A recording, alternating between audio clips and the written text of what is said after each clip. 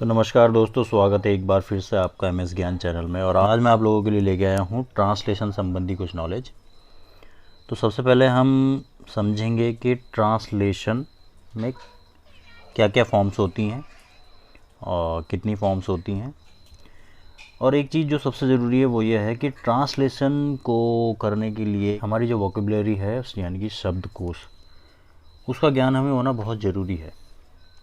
Word meaning जो भी हम यूज़ कर रहे हैं वर्ड या शब्द, उसकी जो है मीनिंग क्या है, उसका अर्थ क्या है, उसका अपोजिट क्या है, उसका सिनोनिम्स क्या है, इन चीज़ों का ध्यान रखना बहुत ज़रूरी है।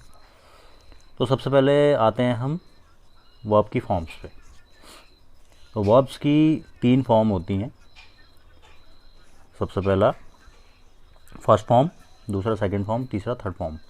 इसके अतिरिक्त कंटिन्यू टेंस में प्रेजेंट प्रिंसिपल या आईएनजी फॉर्म का यूज़ होता है। मॉडर्न इंग्लिश में वर्ब की शॉर्ट फॉर्म कॉन्ट्रैक्टेड फॉर्म का प्रयोग अधिक होने लगा है। कॉन्ट्रैक्टेड फॉर्म क्या होती है? जैसे हम इज़ नॉट हम लिख रहे हैं, चलिए मैं बताता हूँ आपको। ट्रांसलेशन आज हम सीख रहे हैं। ट्रांसलेशन, इसमें पहला है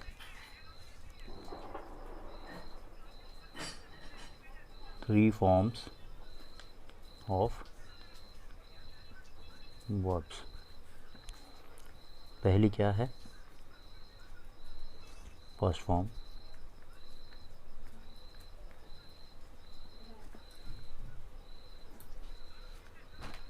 सेकंड फॉर्म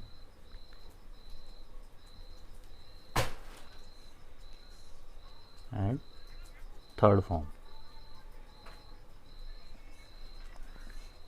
इसके अतिरिक्त यानी कि इन 3 फॉर्म्स के अलावा एक हमारी होती है आईएनजी फॉर्म। अब ये जो आईएनजी फॉर्म होती है ये हमारी कहाँ यूज़ होती है? जो कंटिन्यूअस टेंस होते हैं हमारे, मतलब जिसमें आ रहा है, जा रहा है, इस टाइप के शब्द आते हैं, उसमें हम आईएनजी फॉर्म का यूज़ करते हैं। तो बेसिकली हमारी 3 फॉर्म होती हैं, पर एक ही एक्स्ट्रा हमारी अतिरिक्त फॉर्म आईएनजी फॉर्म जिसे हम बोलते हैं।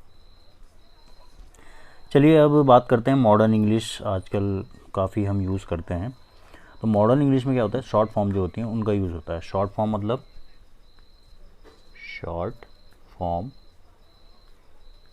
Used in modern English. अब ये शॉर्ट फॉर्म क्या है? जैसे हमने लिखा इज़ नॉट, तो इसको हम क्या लिख सकते हैं? शॉर्ट में लिखते हैं एपॉस्ट्रोफी लगा के, इज़ नॉट। ऐसे ही हम लिखते हैं आर नॉट, तो इसको हम सीधे सीधे क्या लिख सकते हैं? Are not. तो ऐसे ही has not, have not, does not, were not, was not, बहुत सी चीज़ें ऐसे हम लिखते हैं। तो इनको बोलते हैं कॉन्ट्रैक्टेड फॉर्म या शॉर्ट फॉर्म। अब जैसे इसके हम कुछ एग्जांपल समझ लेते हैं शॉर्ट फॉर्म के। जैसे फर्स्ट है यू कांट गो। ये तो हो गया शॉर्ट फॉर्म। अगर हम इसको हम प्रॉपर लिखेंगे तो इसको हम लिखेंगे यू कैन नॉट गो। तो ये हो गया फर्स्ट शॉर्ट फॉर्म। ये हो गया नॉर्मल हमारा सेंटेंस। इसी प्रकार से दूसरा है you have past. You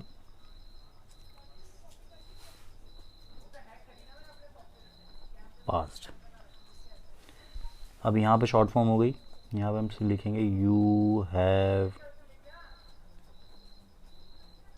past. तो इतना आप लोग समझ गए होंगे। फिर जैसा कि मैंने बताया कि हमारी वोकेबुलरी यानी कि शब्दकोश हमारा स्ट्रांग होना चाहिए। हम तभी ट्रांसलेशन का जो है बहुत अच्छे से यूज़ कर पाएंगे जब हमें शब्दों की मीनिंग, उनके अपोजिट वर्ड, उनके सिनोनिम्स अगर हमें अच्छे से नॉलेज हो। तो जैसा कि यहाँ मैं आपको दिखाना चाहूँगा ये देखिए, इसमें बहुत सारे हमारे शब्दकोश हैं जिसमें ये लिखे हैं, आप देख सकते हैं, पढ़ भी सकते हैं और याद करना चाहें तो याद भी कर सकते हैं। जैसे अपीयर है, अपीयर मतलब दिखाई देना, अपॉइंट नियुक्ति करना, बहुत सारे हैं, देख सकते हैं आप। चलिए आगे चलते हैं। अब आता है हमारा, ये यहाँ पे हमारी बात ख़त्म हो गई फॉर्म्स की। इसके बाद हमारा आता है टेंस क्या होते हैं। दूसरा है टेंस में है सबसे पहले प्रेजेंट इंडेफिनिट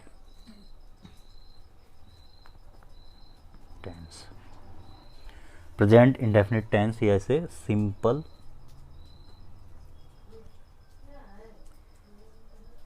प्रेजेंट भी बोलते हैं। जैसा कि सभी जानते हैं, टेंस का मतलब होता है काल। काल मतलब समय। सबसे पहले आता है हमारा a affirmative positive sentence. Affirmative positive sentence.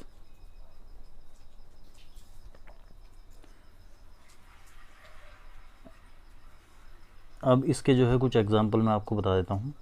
जैसे कि पहला है, मैं विद्यार्थी हूँ। इसका हमारा सेंटेंस हो जाएगा I am student. Simple sentence हो गया, सिंपल प्रेजेंट हो गया, सिंपल टेंस भी बोल सकते हैं। दूसरा हमारा एग्जाम्पल है, पिताजी साहसी हैं। Father is courageous।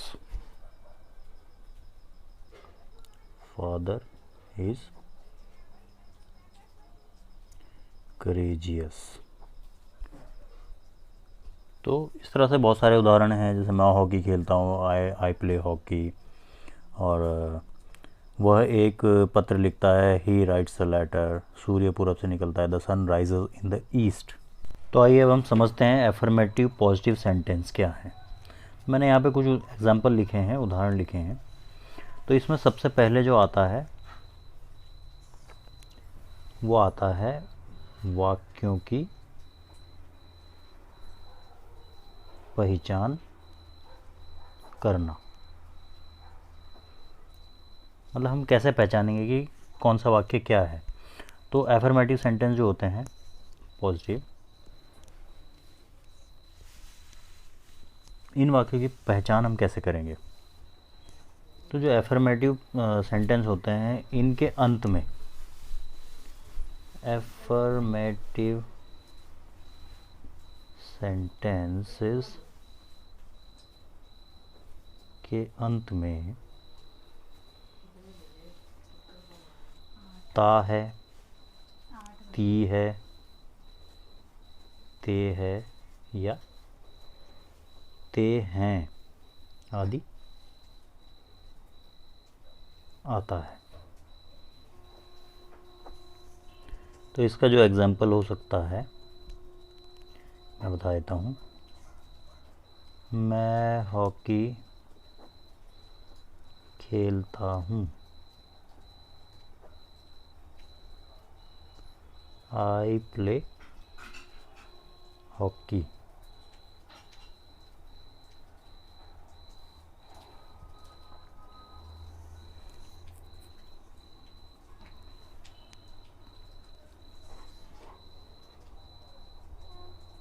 दूसरा है,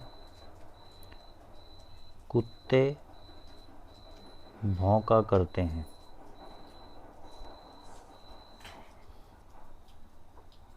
ये इसका दूसरा उदाहरण है, डॉग्स बार्क। बार्क मतलब भौंकना। चलिए अब ये तो होगी वाक्यों की पहचान। एफर्मेटिव सेंटेंस होते हैं जिनके अंत में ता है, ती है, ते है आदि आते हैं। अब इसमें एक चीज़ और होती है, लिंकिंग वर्ब। एफर्मेटिव सेंटेंस में ही होती है लिंकिंग वर्ब। अब लिंकिंग वर्ब क्या होती है? फर्स्ट होती है इज़, दूसरी होती है एम, तीसरी होती है आर। ये होती है लिंकिंग वर्ब। अब जब लिंकिंग वर्ब का प्रयोग होता है एफर्मेटिव सेंटेंस में, एफर्मेटिव सेंटेंस में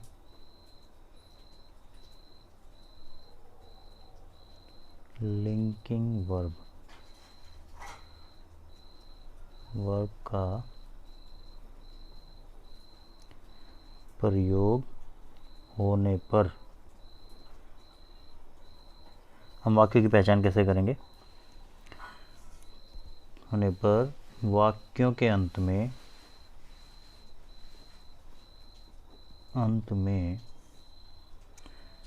है,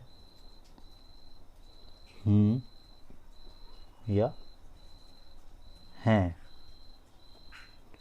आदि शब्द आते हैं। तो जिन वाक्यों के अंत में है, हूँ या हैं आदि शब्द आते हैं, उनमें लिंकिंग वर्ब का प्रयोग होता है। इससे हम उन वाक्यों की पहचान कर सकते हैं। अब इसका उदाहरण भी मैं आपको बता देता हूँ।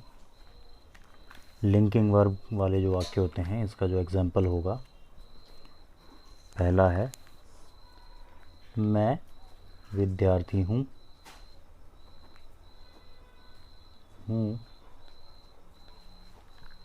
तो इसको हम लिखेंगे आई एम अ स्टूडेंट।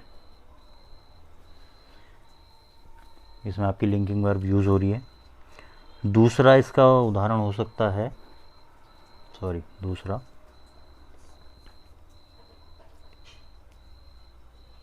कमल साहसी है। कमल इज करेजियस। तो इस तरह से आप अपने हिसाब से भी आप बना सकते हैं और भी सर्च कर सकते हैं। बहुत सारे उदाहरण हो सकते हैं इसी प्रकार से।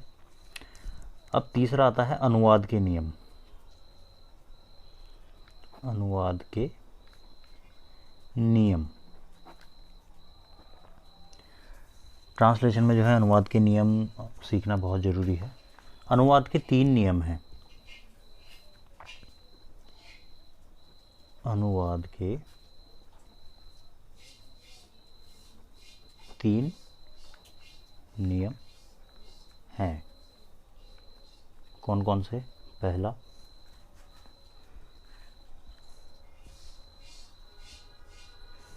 आई, वी, यू,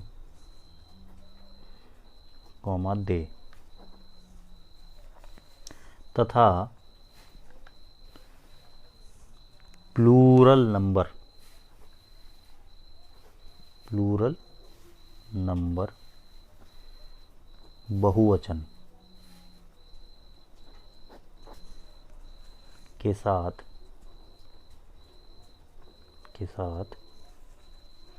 वर्ब की फर्स्ट फॉर्म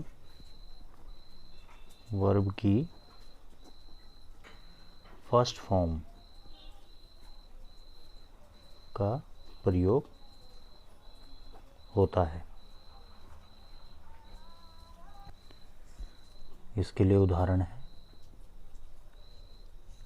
मैं हॉकी खेलता हूँ। I play hockey. ये होगी वर्ब की फर्स्ट फॉर्म, सिंपल सेंटेंस।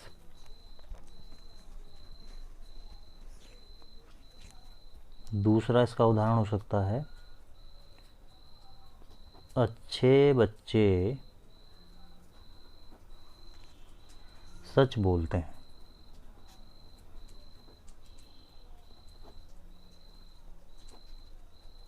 ये अनुवाद के नियम है, जिसमें ये मैं आपको पहला नियम बता रहा हूँ। अनुवाद के नियम, पहले नियम के अनुसार आई, वी, यू, दे तथा प्लूरल नंबर यानी कि बहुवचन के साथ वर्ब की फर्स्ट फॉर्म का उपयोग या प्रयोग होता है। तो एक उदाहरण मैं आपको बता चुका हूँ। दूसरा है अच्छे बच्चे सच बोलते हैं। इसको हम लिखेंगे good childrens speak the truth. अब ये द का प्रयोग भी मैं आपको बताऊंगा, अगली वीडियो में आपको बताऊंगा कि हम द क्यों यूज़ करते हैं। ये नेचुरल चीज़ों के साथ यूज़ होता है, जो प्राकृतिक हैं, जो जिनको प्रकृति ने बनाया है। तो चलिए अगला उदाहरण देख लेते हैं। तीसरा उदाहरण हो सकता है हमारा कुत्ते भौंकते हैं।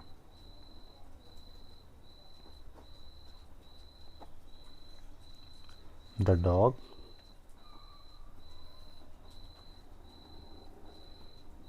बार्क। तो ये हो गया आपका अनुवाद का पहला नियम।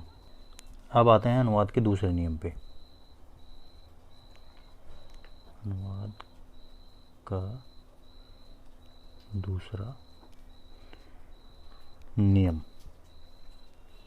अब इसमें क्या आता है? ही, शी, इट,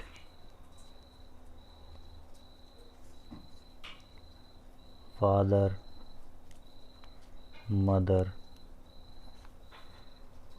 तथा सिंगुलर नंबर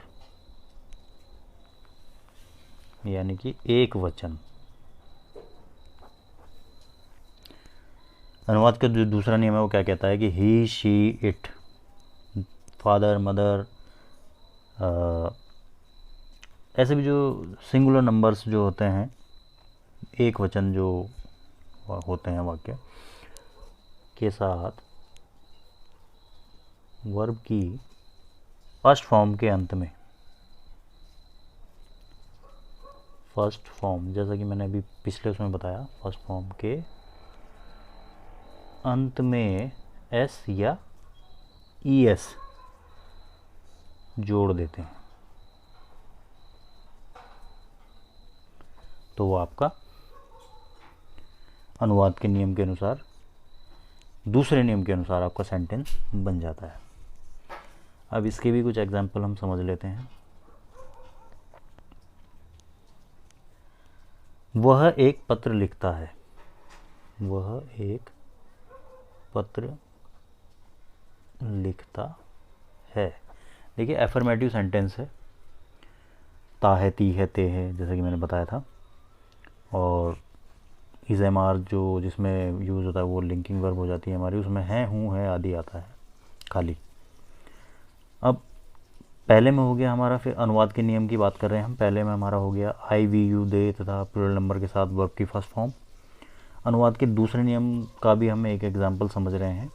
तो इसमें सिंगुलर नंबर यानी कि एक वचन के साथ, जैसे ही, शी, इट, फादर, मदर इत्यादि, इनके अंत में एस या ई एस जोड़ देते हैं तो वो हमारा अनुवाद के दूसरे नियम आधारित सेंटेंस बन जाता है। जैसे मैंने लिखा, वह एक पत्र लिखता है, तो इसको हम लिखेंगे ही राइट्स अ लेटर। दूसरा इसका एक उदाहरण हो सकता है, सूर्य पूरब से निकलता है। सूर्य पूरब से निकलता है।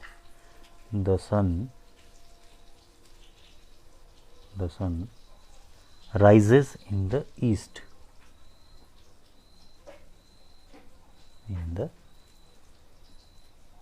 east. तो अनुवाद के दो नियम बताए आप लोगों को। चलिए अब अनुवाद के तीसरे नियम पे आते हैं। अनुवाद का तीसरा नियम। अब इसमें क्या होता है आपका अनुवाद का तीसरा नियम कहता है कि आदत प्रकट करने के लिए बहुवचन यानी प्लूरल नंबर के कॉमन नॉर्म से पहले द का प्रयोग नहीं किया जाता या नहीं करते हैं। अब जो इसके एग्जाम्पल हैं वो हम ऐसे समझ सकते हैं। पहला एग्जाम्पल है बुरे लड़के धूम्रपान करते हैं, बैड बॉयज़ स्मोक। देखिए इसमें द का प्रयोग नहीं हुआ है। दूसरा जो एग्जाम्पल है कुत्ते भौंका करते हैं, इसमें सीधे लिख दिया है डॉग्स बार्क। तो ये थे अनुवाद के 3 नियम और मैं आशा करता हूँ आप लोगों को जो है वीडियो अच्छी लगी होगी, कुछ नॉलेज मिली होगी। तो लाइक कीजिएगा, शेयर कीजिएगा अगर आपको पसंद आई। मिलते हैं अगली वीडियो में। तो अगली वीडियो में मैं आपको और आगे बताऊंगा। आगे मैं उसमें द का प्रयोग भी आप लोगों के लिए लेके आऊँगा और ट्रांसलेशन से संबंधित और भी मैं आप लोगों की जानकारी लेके आऊँगा। धन्यवाद, शुक्रिया।